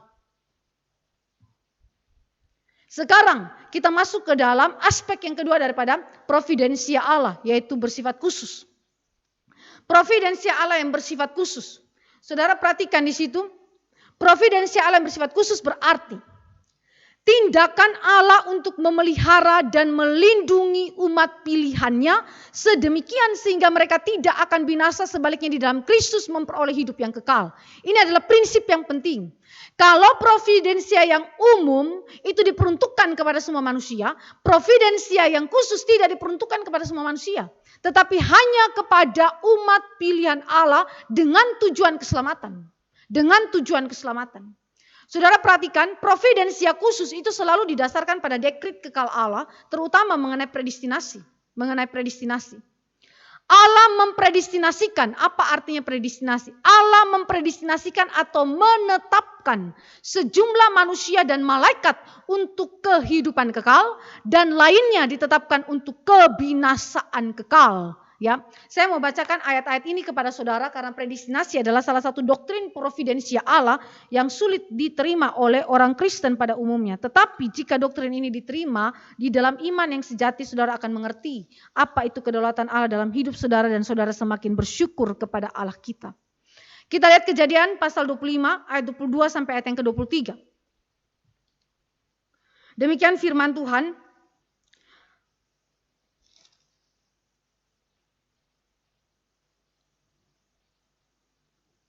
Tetapi anak-anaknya bertolak-tolakan di dalam rahimnya, dan ia berkata, jika demikian halnya mengapa aku hidup? Dan ia pergi meminta petunjuk kepada Tuhan. Firman Tuhan kepadanya, 2 bangsa ada dalam kandunganmu, dan 2 suku bangsa akan berpencar dari dalam rahimmu. Suku bangsa yang satu akan lebih kuat dari yang lain, dan anak yang tua akan menjadi hamba kepada anak yang muda. Saudara perhatikan di situ kalimat daripada Allah kepada Ribka ketika dia bergumul dengan 2 anak kembar yang ada di dalam kandungannya. Dan kemudian itu dijelaskan di dalam Roma 9 ayat 7 sampai ayat yang ke-8. Kita baca Roma 9 ayat 7 sampai 8. Apa artinya ada 2 bangsa yang saling bertolak-tolakan di dalam rahim dan kemudian berpencar berarti tidak bersatu ya, berpencar, dan kemudian anak yang tua akan menjadi hamba kepada anak yang muda. Kita lihat di dalam Roma pasal 9. Saya bacakan bagi saudara di dalam ayat yang ke-7 sampai dengan ayat yang ke-8. Dan juga tidak semua yang terhitung keturunan Abraham adalah anak Abraham, tetapi yang berasal dari Ishak yang akan disebut keturunanmu. Artinya bukan anak-anak menurut daging adalah anak-anak Allah, tetapi anak-anak perjanjian yang disebut keturunan yang benar. Jadi Alkitab sudah memisahkan mana anak-anak yang dari daging dan mana anak-anak perjanjian atau anak-anak yang dari roh yang menerima keselamatan. Lalu saudara dan saya lanjut di dalam ayat yang ke-12. Dikatakan kepada Ribka, anak yang tua akan menjadi anak yang muda, seperti yang ada tertulis, aku mengasihi Yakub tetapi membenci Esau. Saudara perhatikan, aku mengasihi Yakub tetapi membenci Esau. Ayat 13 daripada pasal 9 kitab Roma adalah kutipan dari Maleakhi 1 ayat 2 sampai 3. Jadi berbicara mengenai pemilihan kekal Allah kepada sejumlah manusia, di dalam hal ini adalah anak-anak Abraham yang bersifat rohani, yakni mereka yang merupakan anak-anak perjanjian, dan bukan kepada anak-anak yang lahir secara daging atau mereka yang bukan umat pilihan Allah. Lalu bagaimana dengan malaikat? Malaikat pun ada malaikat pilihan dan bukan malaikat pilihan. 1 Timotius 5 ayat 21. Kita lihat di dalam 1 Timotius 5 ayat yang ke-21. Saya bacakan bagi saudara. Di hadapan Allah dan Kristus Yesus dan malaikat-malaikat pilihannya, kupesankan dengan sungguh kepadamu, camkanlah petunjuk ini tanpa prasangka dan bertindaklah dalam segala sesuatu tanpa memihak. Ini berbicara mengenai Paulus berbicara di hadapan saksi, yaitu Allah Bapa, Kristus dan malaikat-malaikat pilihannya.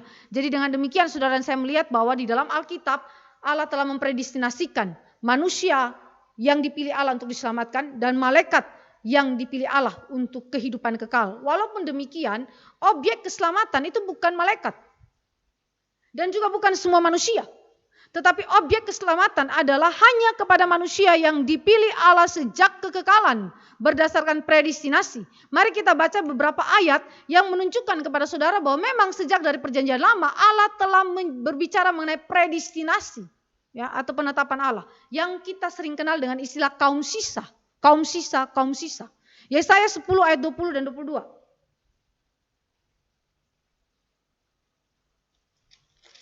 Yesaya pasal yang ke-10 ayat yang ke-20 dan 22.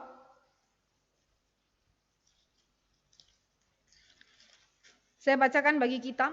Tetapi pada waktu itu sisa orang Israel dan orang yang terluput di antara kaum keturunan Yakub tidak akan bersandar lagi kepada yang mengalahkannya, tetapi akan bersandar kepada Tuhan yang Maha Kudus Allah Israel dan tetap setia. Lalu ayat yang ke-22, sebab sekalipun bangsamu hai Israel seperti pasir di laut banyaknya, namun hanya sisanya akan kembali. Tuhan telah memastikan datangnya kebinasaan dan dari situ timbul keadilan yang meluap-luap. Saudara perhatikan, walaupun Israel itu banyaknya seperti pasir di laut, tetapi yang diselamatkan hanyalah sisa Israel, sisa Israel. Yeremia 31 ayat 7. Yeremia 31 ayat 7. Di situ dikatakan, sebab beginilah firman Tuhan, bersorak-sorailah bagi Yakub dengan sukacita, bersukarialah tentang pemimpin bangsa-bangsa, kabarkanlah, pujilah dan katakanlah, Tuhan telah menyelamatkan umatnya, yakni sisa-sisa Israel. Kalimat daripada Alkitab begitu jelas, nanti saudara baca dalam Amos, Mika, Sefanya. Semuanya mengacu kepada apa? Sisa, kaum sisa. Lalu di dalam Roma 9 ayat yang ke-27, Roma 9 ayat yang ke-27, apa yang dikatakan dalam Yesaya itu dikutip oleh Paulus. Dan Yesaya berseru tentang Israel, sekalipun jumlah anak Israel seperti pasir di laut, namun hanya sisanya akan diselamatkan. Jadi konsep pikir mengenai predestinasi itu sangat-sangat merupakan garis lurus dari perjanjian lama sampai dengan perjanjian baru. Saudara jangan pikir, oh itu konsep baru tuh yang Paulus berikan. Salah. Paulus ambil daripada perjanjian lama. Jadi predestinasi adalah bukan barang baru di dalam perjanjian baru, tetapi memang sudah ada sejak daripada perjanjian lama. Ya, ini adalah prinsip yang sangat penting sekali yang menunjukkan kepada saudara bahwa objek keselamatan bukan malaikat dan juga bukan semua manusia atau bahkan semua orang Israel.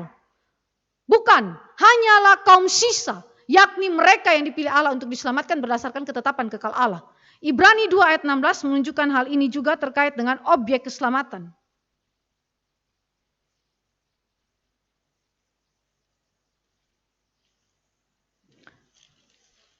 Ibrani pasal yang kedua ayat 16.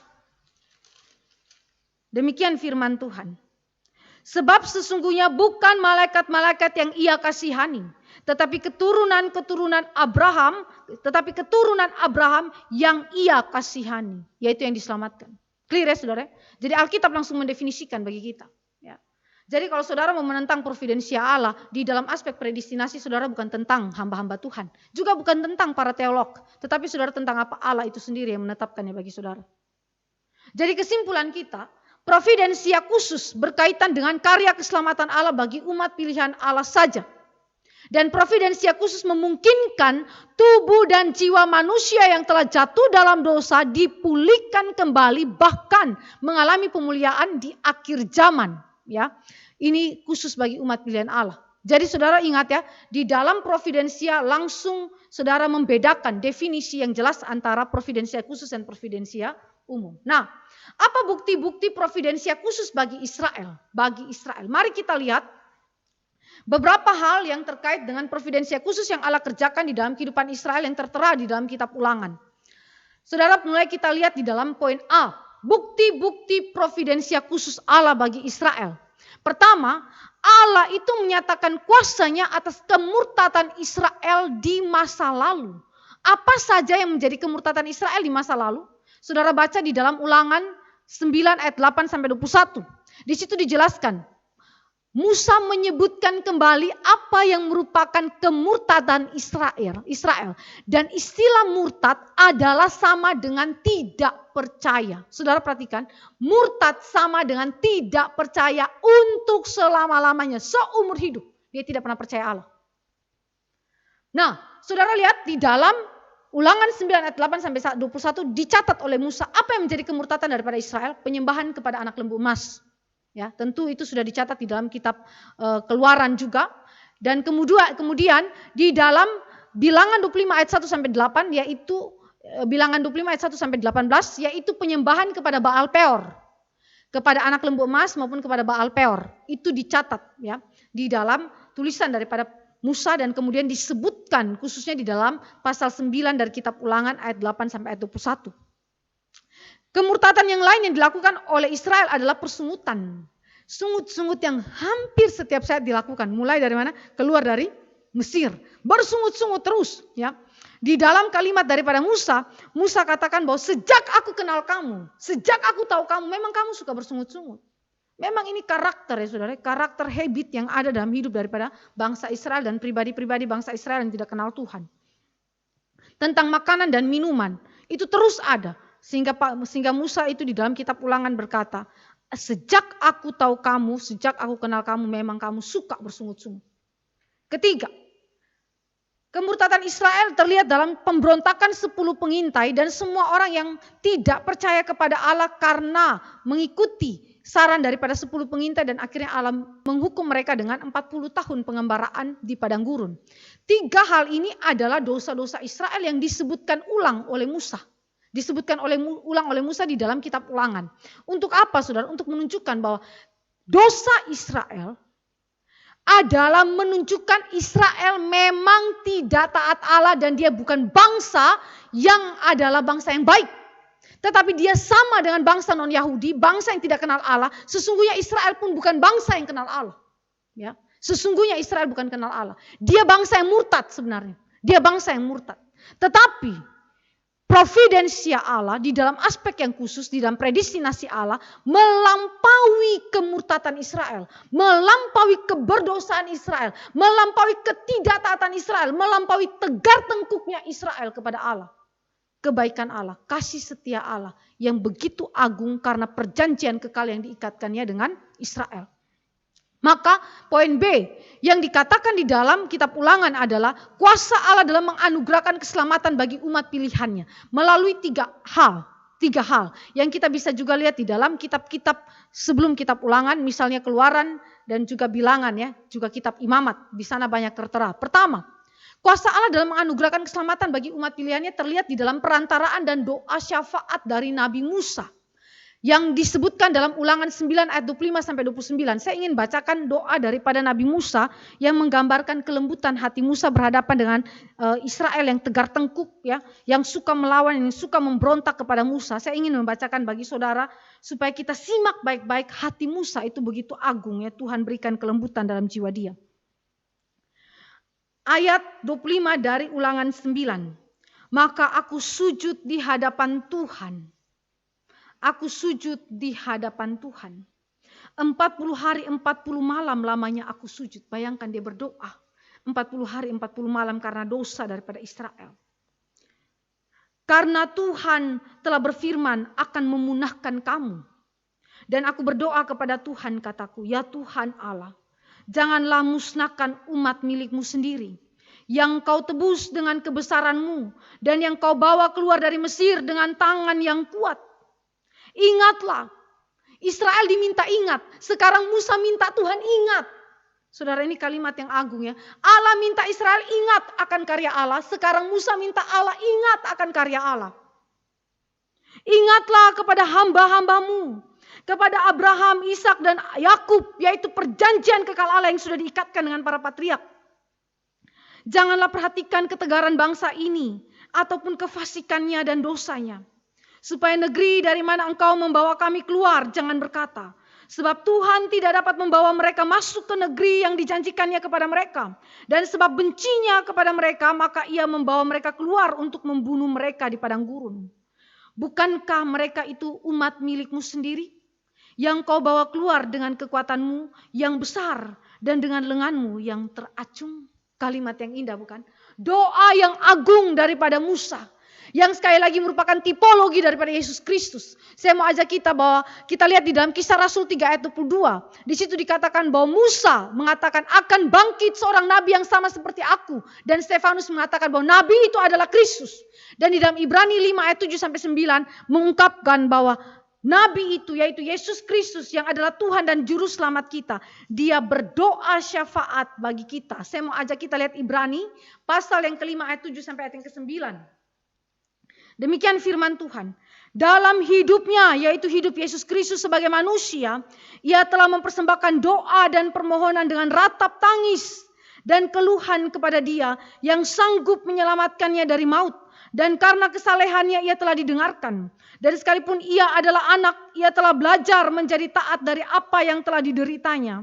Dan sesudah ia mencapai kesempurnaannya, ia menjadi pokok keselamatan yang abadi bagi semua orang yang taat kepadanya. Dan ia dipanggil menjadi imam besar oleh Allah menurut peraturan Melkisedek. Saudara perhatikan, Yesus berdoa dengan ratap tangis. Bahkan sampai sekarang ketika dia ada di sorga yang kekal, tugasnya adalah berdoa syafaat bagi umat Allah. Maka perantaran dan doa syafaat dari Nabi Musa adalah wujud kasih karunia Allah dan keselamatan yang Allah berikan, yang merupakan tipologi daripada Yesus Kristus yang akan datang. Kedua, kuasa Allah dalam menganugerahkan keselamatan itu disebutkan di dalam kitab Ulangan dan juga kitab Imamat, juga kitab Keluaran mengenai ritual korban persembahan yang sekali lagi merupakan bayangan daripada korban Kristus. Di dalam Kolose 2 dan juga Ibrani 10 menyebutkan hal ini.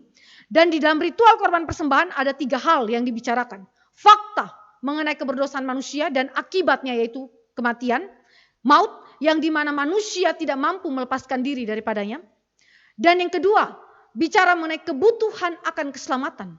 Manusia butuh keselamatan oleh anugerah Allah semata yang dikaruniakan kepada kita di dalam iman kepada Yesus Kristus.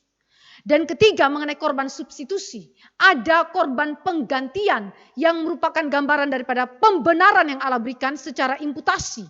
Imputasi di mana dosa kita diberikan kepada korban itu dan hidup daripada korban itu diberikan kepada kita yang berdosa. Seperti Kristus yang adalah pribadi yang memikul dosa-dosa kita, Allah memperhitungkan dosa kita kepada Kristus dan kebenaran Kristus. Hidup Kristus diperhitungkan kepada kita sehingga kita diberikan hidup kekal, diberikan kebenaran Kristus yang membenarkan kita di hadapan pengadilan Allah. Itu ada dalam ritual korban persembahan. Dan yang ketiga, perantaran Harun sebagai imam besar yang merupakan tipologi daripada Kristus. Ibrani 8 ayat 5 mengatakan bahwa semua pelayanan imam besar adalah gambaran daripada pelayanan yang akan datang, yaitu Yesus Kristus sebagai imam besar agung. Dengan demikian, bukti-bukti providensia Allah yang khusus ini adalah cara Allah untuk memberitahukan kepada Israel dan juga kepada kita gereja zaman ini bahwa umat pilihan Allah telah diselamatkan melalui anugerah keselamatan dengan 3 cara. Ya, perantaraan Nabi Musa, perantaraan Harun dan juga ritual korban yang mengacu kepada Kristus itu sendiri. Jadi, saudara yang dikasih oleh Tuhan Yesus Kristus, apakah umat Allah yang adalah kaum sisa, umat pilihan Allah di dalam Israel, diselamatkan oleh Allah dengan esensi yang sama seperti kita? Jawabnya iya, di dalam Kristus melalui iman yang dianugerahkan kepada kita. Saudara yang dikasih oleh Tuhan Yesus Kristus, pertanyaannya sekarang, apa hubungan providensi Allah dengan kebebasan manusia? Jika Allah itu berdaulat sedemikian sehingga dosa manusia itu tidak membatalkan rancangan kekal Allah terkait dengan keselamatan kepada umatnya, lalu di mana letak kebebasan manusia? Jika Allah mengendalikan segala sesuatu di dalam seluruh kehidupan ciptaan ini, bahkan daripada hal-hal yang kecil, hal-hal yang paling detail di dalam kehidupan ciptaan ini, maka di mana letak kebebasan daripada ciptaan itu? Mari kita lihat bagaimana providensia Allah dalam hubungannya dengan kebebasan manusia khususnya. Saudara yang dikasih oleh Tuhan Yesus Kristus, doktrin providensia Allah adalah doktrin yang menyatakan kedaulatan mutlak Allah atas segala ciptaannya termasuk dosa manusia. Kejadian dosa itu Allah berdaulat atasnya. Nah, kedaulatan total Allah itu tidak menghancurkan integritas kebebasan manusia atau tidak menyangkal pengoperasian penyebab kedua, yaitu manusia sebagai agen moral Allah. Saudara, kenapa ini tidak menghancurkan integritas kebebasan manusia? Karena Allah yang mencipta kebebasan manusia. Allah yang memberikan manusia sebagai makhluk yang bebas. Bagaimana mungkin Allah kemudian menghancurkan kebebasan manusia dengan kedaulatan Dia? Di titik ini seringkali kita sebagai orang Kristen tidak bisa menghubungkannya. Seolah-olah kita melihat kedaulatan Allah dan kebebasan manusia adalah dua hal yang berbenturan, dua hal yang tidak berkesinambungan, tidak nyambung ya, sesuatu dua hal yang berkontradiksi. Tetapi di Alkitab mengatakan bahwa dua hal ini tidak berkontradiksi. Kalau tidak ada kedaulatan Allah, kebebasan manusia tidak bisa berjalan. Maka kedaulatan Allah adalah prasyarat utama bagi kebebasan manusia. Saya ulangi, kedaulatan Allah adalah prasyarat utama bagi kebebasan manusia. Tanpa kedaulatan Allah tidak pernah ada kebebasan apapun di muka bumi ini yang bisa dinikmati. Terutama kebebasan daripada manusia. Jadi di dalam konteks providensia Allah, manusia bebas menggunakan seluruh kapasitasnya untuk bertindak tanpa paksaan siapapun atau apapun. Ya. Di mana ada keterpaksaan berarti di situ ada intervensi seseorang atau sesuatu. Ya. Dengan demikian bebas berarti manusia menggunakan seluruh kapasitasnya untuk bertindak secara potensial maupun secara aktual tanpa paksaan. Itu namanya bebas. Ya. Nah sekarang saudara dikasih oleh Tuhan Yesus Kristus, ketika kita membaca mengenai perspektif Alkitab tentang providensia Allah dalam hubungannya dengan kebebasan manusia, saudara harus ingat prinsip umum ini. Banyak sekali tentang providensia Allah, tetapi saya memberikan kepada saudara secara sederhana. Prinsip umum dalam karya providensia Allah terkait dengan kebebasan manusia. Saudara harus ingat ini baik-baik. Ingat ya baik-baik. Walaupun segala sesuatu telah didekripkan atau ditetapkan Allah secara sempurna dan tidak berubah, Allah menetapkan untuk memprovidensia seluruh ciptaannya seturut dengan natur penyebab atau kausa dua, baik secara pasti, bebas atau kontingen. Saudara ingat ini ya. Sekalipun segala sesuatu telah ditetapkan Allah secara sempurna dan tidak berubah, tetapi Allah menetapkan untuk memprovidensiakan seluruh ciptaannya seturut dengan natur penyebab atau kausa kedua, baik secara pasti, bebas atau kontingen. Kontingen itu apa saudara? Kontingen itu adalah kemungkinan-kemungkinan yang terjadi. Dan kemudian atau sesuatu yang kita sebut sebagai kebetulan. Itu adalah kontingen. Allah sudah tetapkan itu semua. Ini pasti terjadi, ini akan terjadi secara bebas dalam penggunaan kapasitas atau melalui kontingen. Hal-hal yang bersifat kemungkinan akan terjadi kebetulan bagi hidup kita. Sudah ada dalam koridornya, sudah ada dalam koridornya. Sesuatu yang pasti itu misalnya begini, saudara kan pasti bisa bernafas kan? Setiap pagi, setiap detik pasti bernafas, itu sesuatu kepastian. Tarik nafas, hembuskan lagi, itu kepastian. Lambung saudara pasti bekerja. Usus saudara pasti bekerja, mata saudara pasti bekerja, itu sesuatu kepastian. Gaya gravitasi bumi itu pasti ada di dalam alam semesta ini, khususnya di dalam bumi ini, pasti ada, itu sesuatu kepastian. Kepastian itu sudah ditetapkan di dalam Allah, di dalam ketetapan kekal Allah. Bebas, sesuatu yang dilakukan tanpa paksaan. Bebas, manusia berpikir, manusia berperasaan, manusia berkehendak, itu sesuatu yang dilakukan dengan bebas bukan? Anak kecil umur 0 tahun bahkan di dalam kandungan ketika dia bergerak dengan bebas di dalam kandungan orang tuanya. Bebas bukan? Tanpa paksaan. Semua dilakukannya berdasarkan kapasitas yang telah diberikan Allah di dalam natur yang Allah sudah tanamkan di dalam hidup daripada manusia sebagai gambar rupa Allah. Bebas, kontingen, kebetulan. Kebetulan misalnya saudara sedang jalan di bawah pohon kelapa. Tiba-tiba buah pohon kelapa jatuh kena kepala saudara. Kontingen. Kebetulan bukan? Kok bisa kena kepala saya? Dan kenapa pas waktu saya yang lewat? Kenapa enggak orang lain saja? Tapi kok pas saya yang lewat ya? Kontingen. Lalu hal yang lain. Kontingen yang lain. Misalnya. Saudara biasa datang di pasar tersebut. Dan saudara tahu keadaan daripada pasar tersebut. Tiba-tiba di luar dugaan saudara. Waktu saudara datang ke pasar itu. Saudara dicopet orang. Dicopet. Kontingen. Sesuatu yang berada di luar daripada perencanaan saudara. Ya. Maka saudara yang dikasih oleh Tuhan Yesus Kristus, semua itu sudah terhandle. Sudah ada di dalam blueprintnya Tuhan.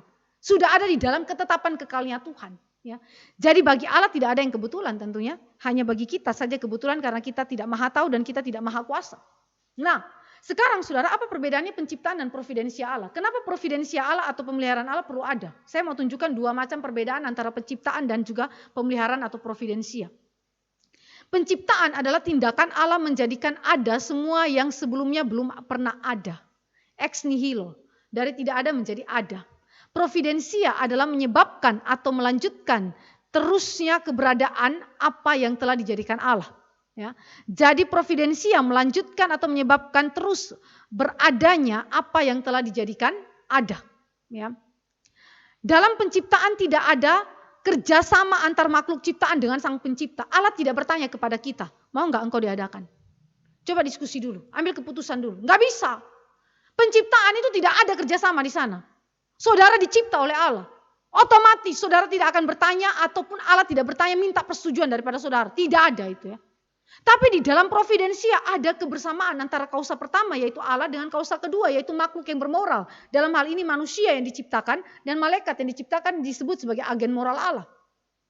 Maka saudara yang dikasih oleh Tuhan Yesus Kristus itu di situ ada semacam keterlibatan ya, kerjasama antara makhluk yang dicipta dan Allah sang pencipta. Tetapi kerjasama itu tetap diatur di dalam koridor penetapan kekal Allah. Ya, jadi tidak bisa sembarangan saudara menerjemahkan hal ini. Nah, Allah di dalam providensianya, ini prinsip umum saudara harus ingat. Allah di dalam providensianya biasanya menggunakan sarana-sarana. Akan tetapi Allah seturut kehendaknya bebas untuk berkarya di luar, melampaui dan bertentangan dengan sarana-sarana itu. Nah, saudara saya mau ajak saudara melihat mengenai kebersamaan kausa 1 dan kausa 2 di dalam providensia. Di dalam doa, contoh doa Abraham, ketika Allah memberitahukan kepada Abraham, aku ingin menunggang balikan Sodom dan Gomora dengan mengirimkan api belerang dari langit. Apa yang dilakukan oleh Abraham saat dia mendengarkan itu? Dia negosiasi sama Tuhan. Melalui apa? Melalui doa. Tuhan, bagaimana kalau di Sodom dan Gomora ada sekian puluh orang benar?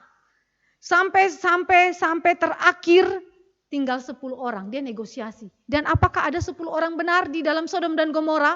Jawabnya tidak, cuma 1 orang. Berarti tidak memenuhi syarat, bukan? Cuma 1 orang. Maka Sodom dan Gomora itu dihancurkan, ditunggang balikan, tetapi yang 1 orang ini diselamatkan.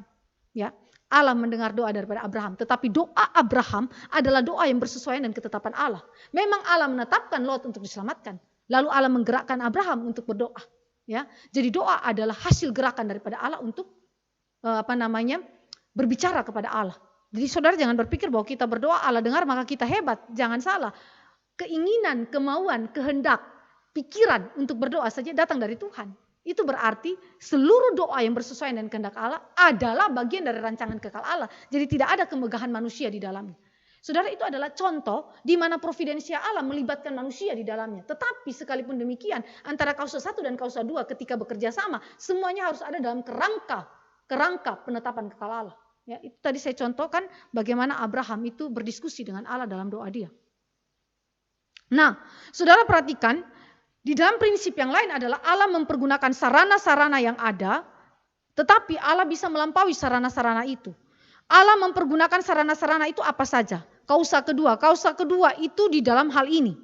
Hukum-hukum alam atau sifat-sifat natur dari ciptaan. Misalnya, hukum-hukum alam, gaya gravitasi bumi, ya, atau hukum-hukum alam yang lain. Saudara dan saya melihat mengenai batu terapung. Natur daripada batu terapung itu adalah terapung. Ya. Karena itu melalui hukum alam yang Allah taruh di dalam batu terapung itu, maka dia otomatis akan terapung. Saudara tidak menyuruh batu itu untuk terapung, bukan? Tetapi dia akan terapung dengan sendirinya bukan karena dirinya yang membuat membuat badan daripada batu terapung itu menjadi terapung, tetapi karena Allah menaruh hukum Allah di dalam batu terapung itu sehingga pergerakan daripada batu terapung akan mengikuti hukum-hukum yang Allah berikan. Begitu juga kecoak. Waktu saudara melihat kecoak dengan daya terbang yang rendah, dengan antena yang ada, dengan bentuk badan yang ada, saudara harus lihat kecoak bekerja berdasarkan apa? Hukum yang Allah berikan kepada dia. Berdasarkan natur sifat daripada kecoak. Kecoak bekerja tidak bisa sama dengan burung Raja Wali bekerja, bukan? Waktu saudara menilai kecoak sama seperti saudara menilai kecoak. Tidak boleh saudara menilai kecoak dengan gaya pemikiran Raja Wali, burung Raja Wali. Tidak bisa. Masing-masing bekerja berdasarkan sifat natur daripada binatang tersebut.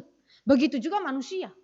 Begitu ya. Jadi waktu saudara melihat semuanya itu maka saudara langsung memiliki kesadaran bahwa ini adalah bentuk providensia Allah yang memakai sarana-sarana kausa kedua. Yaitu hukum-hukum alam atau sifat atau natur dari ciptaan bersangkutan. Sehingga ciptaan itu akan berlangsung bekerja seperti itu.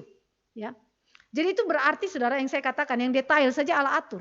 kepakan sayap daripada Raja Wali dengan daya kekuatan yang akan dihasilkan itu berbeda dengan kepakan sayap daripada kecoak.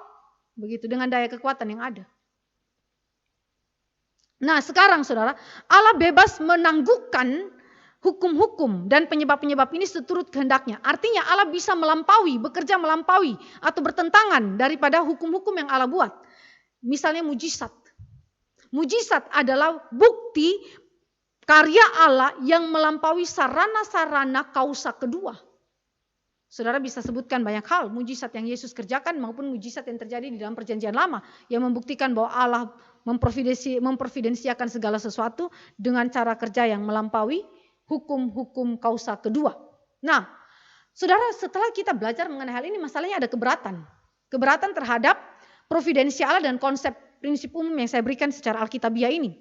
Apa itu? Kita seringkali punya pemikiran begini. Ada dua pemikiran atau keberatan yang timbul ketika doktrin providensial Allah itu dipikirkan. Pertama, jika Allah mengendalikan segala sesuatu, maka saya tidak bertanggung jawab atas perbuatan saya.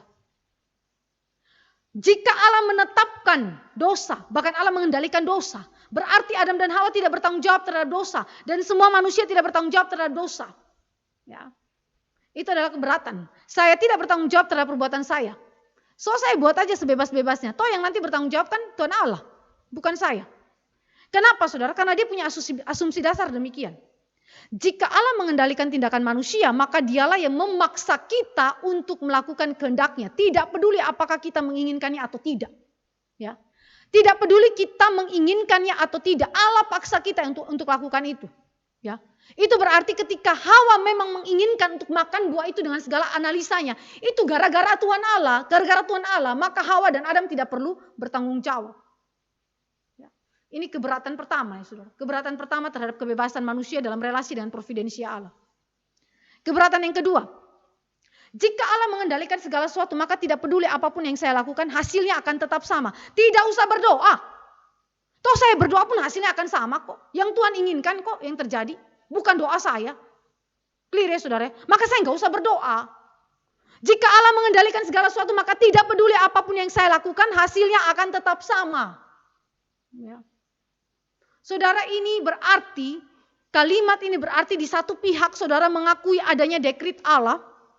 Memang Allah yang mengendalikan segala sesuatu, Allah menguasai segala sesuatu, Allah berdaulat. Tetapi pada saat yang sama menyangkali arti penting tindakan manusia di hadapan Allah. Menyerah pada nasib. Ya sudah mau bikin apa lagi? Putus asa. Ya sudah memang saya harus kena pandemi. Memang Allah menetapkan saya kena pandemi. Ya sudah saya menyerah.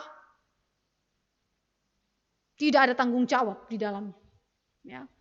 Jadi saudara yang dikasih oleh Tuhan Yesus Kristus ini bahaya besar. Bahaya besar ya saudara. Saudara menjadi seorang yang apatis secara Kristen. Bahkan tadi saya katakan, gak usah berdoa. Ya kan? Semua orang yang berdoa akan merasa apatis. Percuma saya berdoa. Karena toh yang dijawab juga Tuhan Allah punya kehendak, bukan saya. Saudara perhatikan, keberatan-keberatan ini adalah keberatan-keberatan yang lahir daripada nalar manusia yang perlu dijawab oleh Alkitab. Dan sekarang saya menjawab saudara. Jawaban pertama terhadap keberatan pertama. Manusia di dalam Alkitab harus benar-benar bertanggung jawab atas seluruh tindakannya benar atau salah karena hal itu dilakukan sesuai kehendak naturnya sendiri. Perhatikan. Tadi providensia Allah bekerja melalui sarana-sarana dan sarana-sarana kausa dua itu termasuk apa? Sifat atau natur daripada ciptaan. Dengan demikian, ketika natur manusia sebelum jatuh dalam dosa adalah kudus, maka seluruh tindakan hidup dia secara potensial maupun aktual bersifat kudus di hadapan Allah dan menyenangkan Allah. Tetapi setelah manusia jatuh dalam dosa, maka natur manusia yang berdosa akan mengakibatkan seluruh tindakan manusia secara aktual maupun potensial akan menghasilkan dosa yang tidak menyenangkan Allah. Dengan demikian, maka saudara perhatikan baik-baik. Natur manusia adalah menjadi implikasi logis daripada pertanggungjawaban manusia terhadap apa yang dia lakukan. Bahkan seluruh pemberian kapasitas-kapasitas yang Allah berikan kepada manusia, baik di dalam kebertubuhannya maupun di dalam jiwanya, adalah implikasi logis daripada keberadaan tanggung jawab etis manusia kepada setiap apa yang dilakukan, baik itu benar maupun baik itu salah. Ya, clear ya saudara ya. Jadi jangan membuang tanggung jawab manusia. Allah itu tidak terbatas, Allah itu kekal dan tidak berubah. Maka ia berkuasa untuk membiarkan manusia melakukan apa yang dikehendakinya dalam batasan-batasan kesempatan dan kemampuan atau natur, namun juga memastikan bahwa manusia hanya melakukan apa yang telah ia tentukan sejak semula untuk dilakukan. Perhatikan kalimat ini. Allah itu tidak terbatas, dia kekal, tidak berubah. Maka dia berkuasa untuk membiarkan manusia melakukan apa saja yang dikehendaki manusia dalam batasan-batasan kesempatan dan kemampuan atau natur yang memungkinkan dia untuk melakukan. Jadi, itu berarti ada kemungkinan untuk saudara berbuat jahat sejahat-jahatnya. Ada kemungkinan juga saudara berbuat baik. Begitu. Tetapi saudara yang dikasih oleh Tuhan Yesus Kristus, perhatikan. Semuanya itu dipastikan oleh Allah. Saudara hanya melakukan apa yang sudah direncanakan Allah sejak semula. Sejak semula. Saya contohkan Kejadian 50 ayat 20. Mari kita baca. Kejadian 50 ayat 20.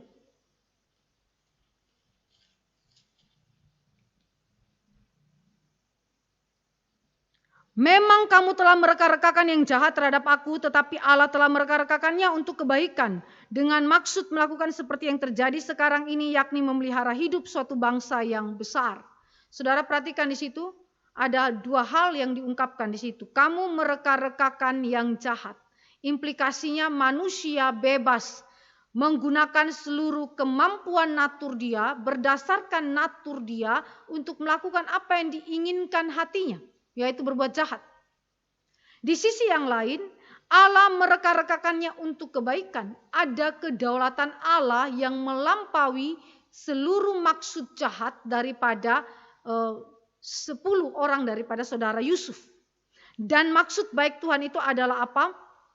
Memelihara hidup suatu bangsa yang besar, yaitu seluruh keturunan daripada Yakub. Saudara yang dikasih oleh Tuhan Yesus Kristus, dengan demikian kejahatan yang dilakukan oleh 10 saudara Yusuf tidak keluar daripada apa? Penetapan kekal Allah sejak sebelum dunia diciptakan. Clear ya saudara? Contoh sangat jelas. Dengan demikian, keberatan pertama itu tidak dapat menjadikan Allah sebagai penanggung jawab daripada dosa saudara. Atau penanggung jawab daripada setiap apa yang saudara inginkan atau saudara lakukan. Baik secara aktual maupun potensial, baik itu benar atau salah. Saudara sebagai agen moral bertanggung jawab untuk hal itu. Yang kedua, jawaban terhadap keberatan yang kedua. Apakah pekerjaan manusia, doa manusia tidak penting? Ya, di hadapan Allah, sehingga hanya kehendak Allah saja yang jadi. Kalau kayak begini percuma kita bekerja, percuma kita berdoa. Ya, Alkitab menjawab kita. Allah tetap memperhatikan segala pekerjaan atau usaha kita di dunia. Karena pada akhirnya seluruh penghakiman kekal Allah didasarkan pada perbuatan manusia. Apakah manusia taat pada hukum Allah atau tidak? Itu berarti segala yang dikerjakan manusia merupakan suatu respon kepada Allah dan hukum-hukumnya. Kita lihat contoh 2 Petrus 1 ayat 10.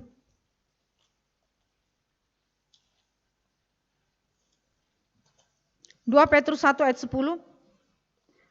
Karena itu saudara-saudaraku, berusahalah sungguh-sungguh supaya panggilan dan pilihanmu makin teguh. Sebab jikalau kamu melakukannya, kamu tidak akan pernah tersandung. Saudara perhatikan di situ, usahakanlah sungguh-sungguh supaya panggilan dan pilihanmu makin teguh. Bukankah Allah telah memanggil kita dan menyelamatkan kita berdasarkan pemilihan kekal Allah? Terus kenapa Petrus menyuruh orang-orang yang ada di tempat yang disuratinya, yang merupakan orang Yahudi diaspora, untuk berusaha supaya panggilan dan pilihanmu makin teguh? Atau kalimat daripada Rasul Paulus adalah, kerjakanlah keselamatanmu. Padahal mereka sudah percaya Tuhan Yesus. Apa maksud kalimat itu? Maksudnya adalah Allah memberi tempat bagi pekerjaan manusia yang telah diselamatkan oleh Allah menurut apa yang Allah tetapkan di dalam Alkitab. Jadi saudara berdoa adalah tugas saudara. Adalah panggilan saudara. Saudara bertanggung jawab untuk berdoa kepada Tuhan. Ya. Dan ketika saudara berdoa kepada Tuhan, saudara berdoa di dalam kerendahan hati saudara sehingga saudara tidak memaksa Tuhan, tetapi saudara berdoa agar kiranya melalui doa saudara kehendak Tuhan itu terjadi. Sehingga terjadi kesinkronan, bukan? Antara doa kita, pekerjaan kita. Doa itu juga suatu pekerjaan. Doa kita dan kedaulatan Tuhan berkesinambungan, berjalan bersama-sama seperti doa Abraham, bukan? Lalu, saudara dan saya juga bisa melihat, kerjakanlah keselamatanmu di dalam aspek apa? Ketaatan kepada Allah.